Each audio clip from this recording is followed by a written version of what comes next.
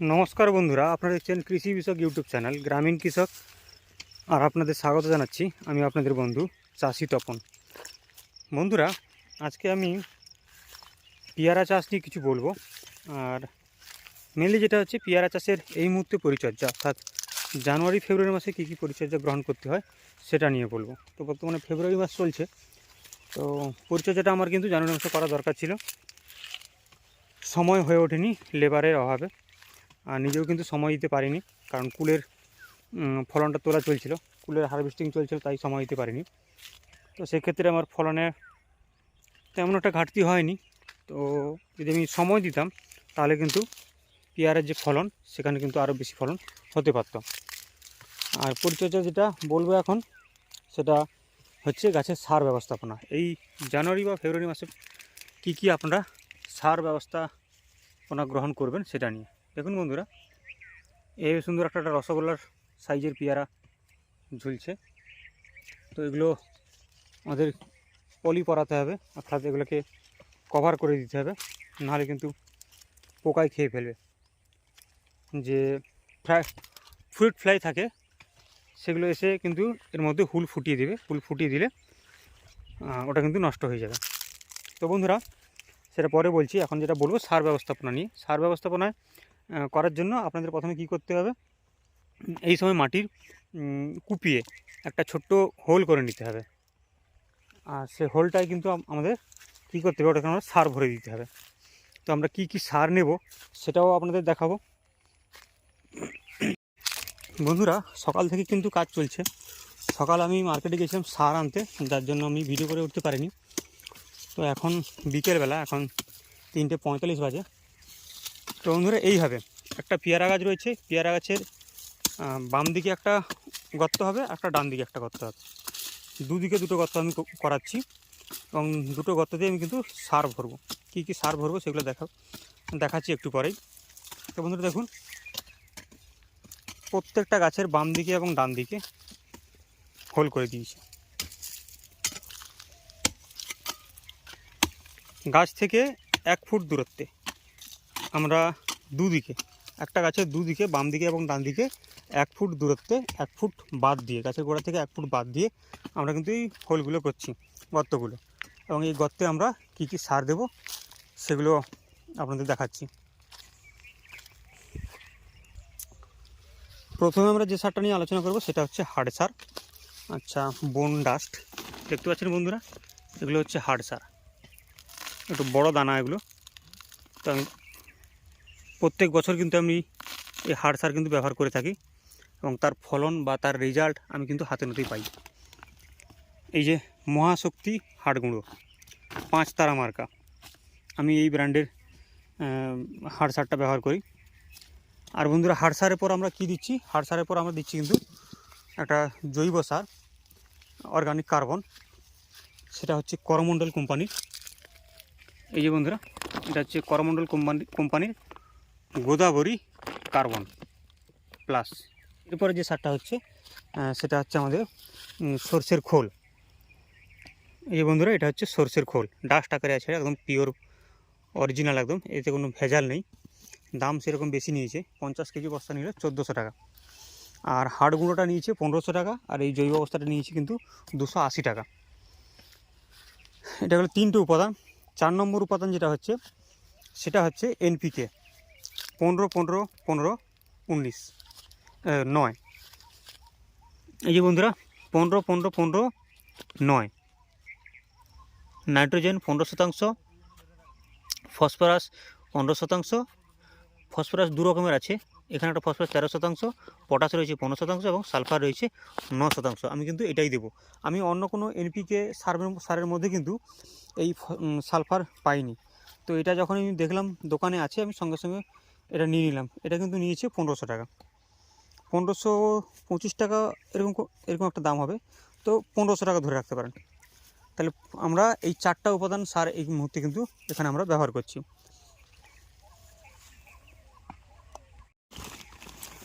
তো বন্ধুরা, আমরা হিসাব মতো প্রত্যেকটা গাছের গোড়ায় 2 মুঠো করে হাড় সার নিচ্ছি, আর 1 মুঠা কার্বন যেটা জৈব সারটা সেটা নিচ্ছি, এবং আর 1 মুঠা আমরা সর্ষের খোল নিচ্ছি। আর যেটা রয়েছে 15-15 সারটা, সেটাও কিন্তু আমরা 1 মুঠো করে নেব। তো বন্ধুরা, দুদিকে যে গর্ত দেখতে পাচ্ছেন সেটা এই কারণের জন্য যে রাসায়নিক সারটা কিন্তু আমরা ওই সাইডটাই দেবো। এই সাইডটাইতে আমরা জৈব সার, হাড় সার এগুলো দিয়েছি, এবং রাসায়নিক সারটা কিন্তু আমরা ওইখানটায় দেবো। আর যে অনুখাদ্যর কথা বলছিলাম, অনুখাদ্য কিন্তু আমি আনিনি, ধুরবিগোল্ড আনবো। ধুরবিগোল্ডও প্রত্যেক গাছের গোড়ায় 1 মুঠো করে আমি দেবো। তো বন্ধুরা, আজকে এইভাবে সারটা দিয়ে দেওয়ার পর মাটি কিন্তু আজকে ঢাকা দেবো না, কালকে ধুরবিগোল্ড আনার পর এগুলোতে কিন্তু সার ধুরবিগোল্ড দেওয়ার পর কিন্তু আমি মাটি চাপা দেবো। ধুরবিগোল্ড বন্ধুরা আমার এখানে 50 কেজি লেগে যাবে। এখানে 300টার কাছাকাছি গাছ আছে। তো বন্ধুরা, দেখতে পেলেন আমি কী কী সার ব্যবহার করছি আর এই সময় কী কী পরিচর্যাগুলো, সেগুলো আমি এক করে আপনাদের সঙ্গে তুলে ধরবো। তো এখানে জল ঢোকাবো আমি। সারটা দিয়ে দেওয়ার কমপ্লিট করার পর কিন্তু জল সেচ দেবো। দেখুন বন্ধুরা,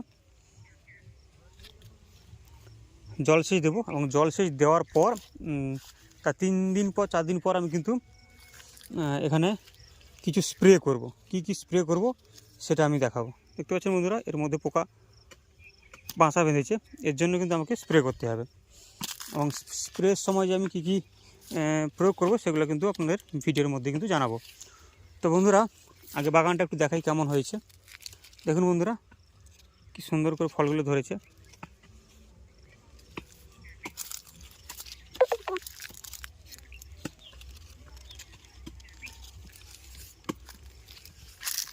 যে বন্ধুরা, এদিকে আমি কিন্তু পলি কভার করে দিয়েছি। পলি কভার না করলে ফ্রুট ফ্লাই যেগুলো রয়েছে ফলগুলো কিন্তু ফুটো করে দিবে।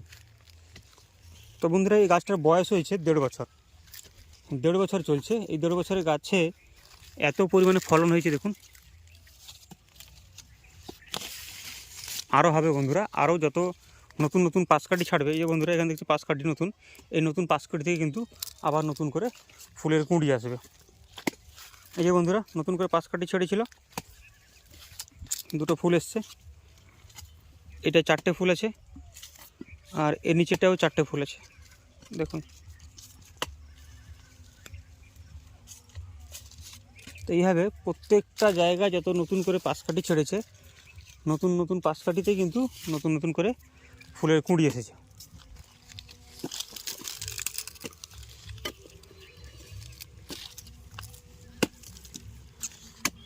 তো বন্ধুরা, 1.5 বছর গাছে যে এই ফলন হবে সেটা আমি ভাবতে পারিনি, কিন্তু হয়েছে। দেখতে আমার খুব ভালো লাগছে। দেখুন বন্ধুরা, কত এখানটা ধরে আছে থোকায় থোকায়।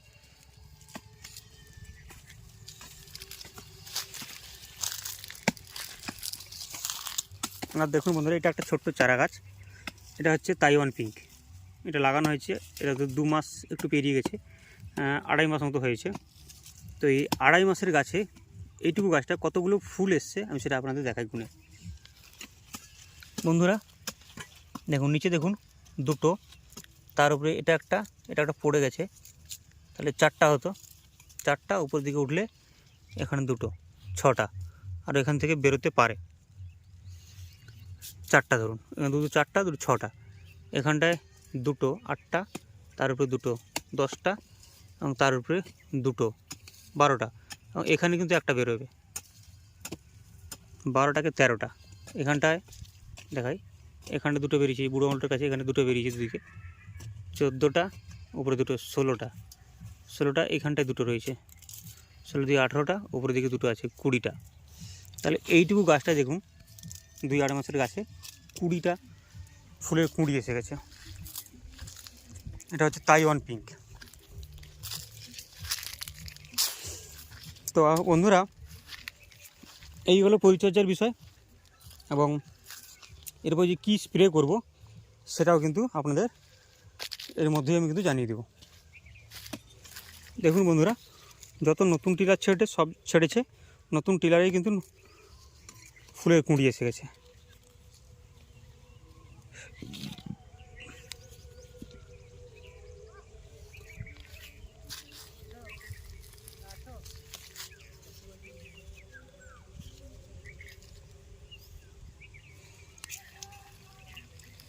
তো বন্ধুরা, এই মাসটা যত ফুল আসবে আপনারা রেখে দেবেন, নষ্ট করবেন না। এর পরের মাস থেকে যত ফুল আসবে ধর না এটা চলছে ফেব্রুয়ারি, আচ্ছা ফেব্রুয়ারি মার্চ পর্যন্ত যত ফুল আসবে আপনারা কিন্তু রেখে দেবেন।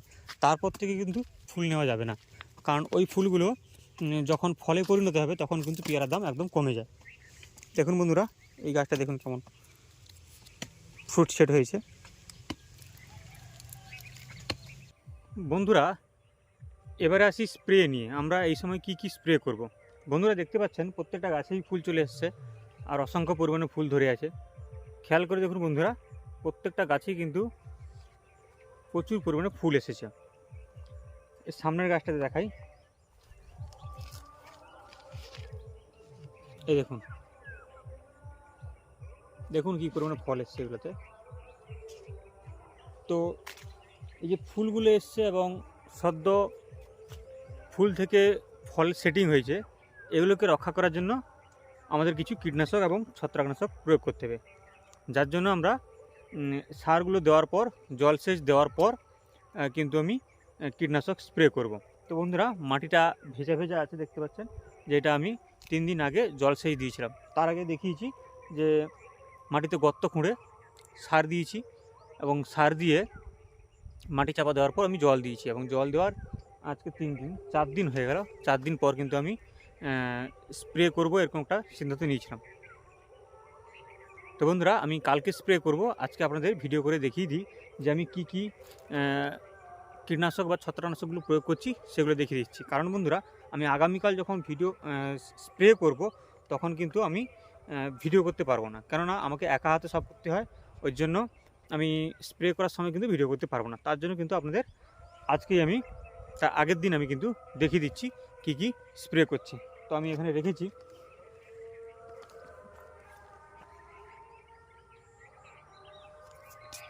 বন্ধুরা আপনারা দেখতে পাচ্ছেন এখানে কয়েকটা ছত্রাকনাশক এবং কীটনাশক রয়েছে, এবং এখানে রয়েছে কিছু এনপিকে সার রয়েছে এবং মাইক্রোনিউট্রিয়েন্ট রয়েছে।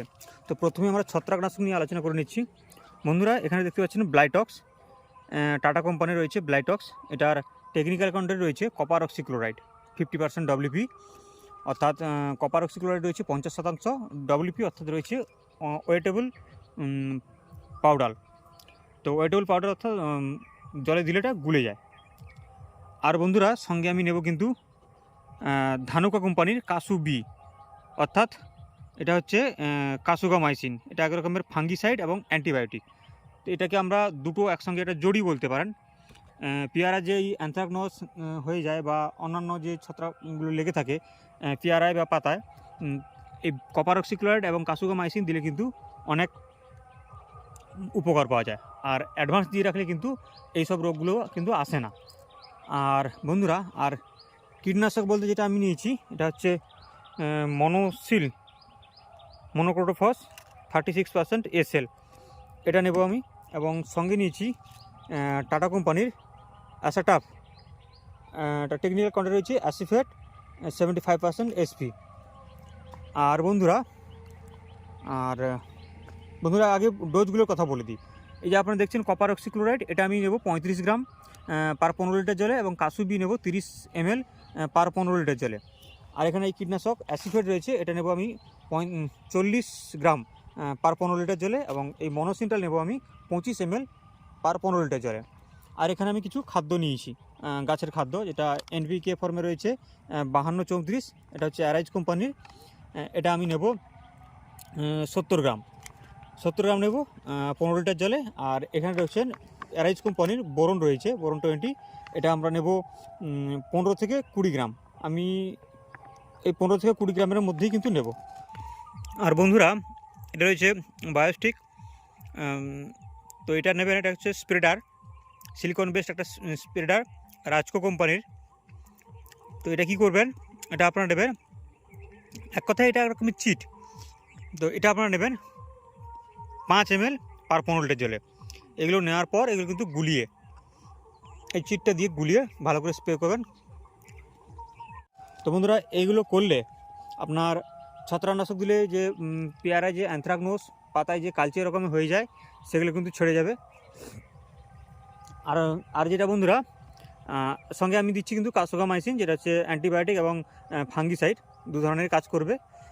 আর পোকায় যে উপদ্রবটা যেটা হচ্ছে সাদামাছি আর রয়েছে চোষক পোকা, জাপ পোকা, এই যে ধরনের বিভিন্ন সাকিং পেস্টগুলো রয়েছে, অ্যাসিফেট প্রয়োগ করলে কিন্তু এটা ছেড়ে যাবে। এবং লেদা জাতীয় পোকা যেগুলো রয়েছে সেগুলো কিন্তু এই মনোসিল দিলে আসবে না। এই দুটো যখন একসঙ্গে মারবেন আপনারা, তখন লেদা পোকা বা পাতা খেকো পোকা, ফড়িং, বিভিন্ন সাকিং পেস্ট, রস চোষা পোকাগুলো এগুলো কিন্তু আসবে না। আর এই যে ছোট ছোট পেয়ারাগুলো ধরে আছে, এই যে ছোট ছোট পেয়ারাগুলো ধরেছে, এগুলো এই ছোট ছোট পেয়ারাগুলো ধরে আছে, তো এই ছোট্ট ছোট্ট পেয়ারাগুলোকে খুব তাড়াতাড়ি বড় করার জন্য আমরা কিন্তু ব্যবহার করব এখানে 52-34 এবং বোরন।